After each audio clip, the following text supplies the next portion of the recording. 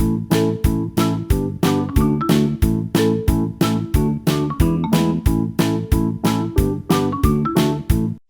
kids. How are you?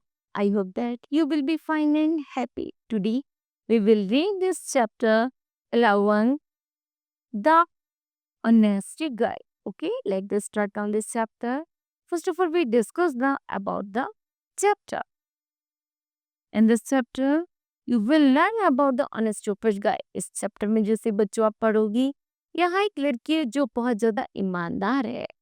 One day, एक दिन she finds a gold coins. उसे एक सोने के सिक्के मिलते हैं in a loaf. Okay? What do you think? अब वह सोच रही है she will do with the gold coins. कि अब वह इन सोने के सिक्कों से क्या करेगी? Let's read more about. Okay? And kids, let's begin. Once a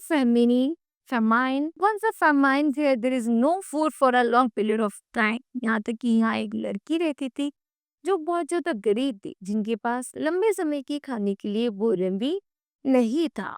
broke out in a country, जैसे ही उससे एक ग्लास टूट जाता है, देयर वाज नो फूड, उनके पास कोई भोजन नहीं था.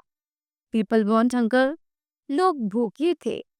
The rich people of the contrary decide to distribute free food. यहाँ तक कि लोगों ने, जो अमीर लोग थे, उन्होंने निश्चय किया कि वे कॉन्ट्रेरी में जाएंगे और उन लोगों को भोजन डिस्ट्रीब्यूट करेंगे जिनको भोजन की नीड है.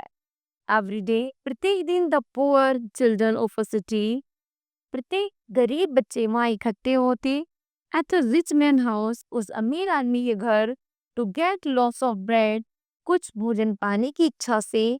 दैट वर बीइंग डिस्ट्रीब्यूटेड, क्योंकि उन्हें वहां पर वो भोजन दिया जाता था. As soon as the servant brought out loaves, जैसे ही उसे नौकर बाहर की तरफ ले जाता है, the children fought among themselves, बच्चे आपस में लड़ रहे थे, and struggled hard to get that, और प्रयास कर रहे थे उस लोग को पाने के लिए. One little girl did not fight, लेकिन एक छोटी सी लड़की थी जो लड़ नहीं रही थी. Every day she waited patiently for her turn, वह बड़े धैर्य के साथ अपना इंतजार करती थी. And got the smallest loaf last of all, यहाँ तक कि अंत में थोड़ा बहुत जितना भी भोजन बचता था उसे लेकर चली जाती थी. वन डे एज यूजली, ऐसा अक्सर हुआ करता था पहले की तरह, she brought the smallest loafs home, वह पहले की तरह क्या थोड़ा ही भोजन अपने घर के लिए बचा कर लाई थी. फिर शी कटे, जैसी वह उसे काट रही थी, she found a gold coin in it, उसे उसके अंदर सोने के सिक्के मिलते हैं. She went back at once the rich man, वह उस सोने के सिक्के को लेकर उस अमीर आदमी के घर वापस जाती है. Sir, I found a gold coin inside the loaf, मुझे इस लोफ के अंदर सोने के सिक्के मिले हैं. आई टुक होम, मैं इसे अपने घर ले गई थी. Since it does not belong to me, लेकिन यह मेरे कोई भी कार्य का नहीं है. I have come to return it, इसलिए मैं इसे लौटाने के लिए आई हूँ. The rich man looked at her, smiled and said, अमीर आदमी ने उसकी तरफ देखा, हंसा और कहा, little girl, I am very happy, मैं बहुत खुश हूँ. विथ योर ऑनेस्टी, तुम्हारी ईमानदारी से. यू मस्ट बी रिवॉर्ड, यह तुम्हारा इनाम है.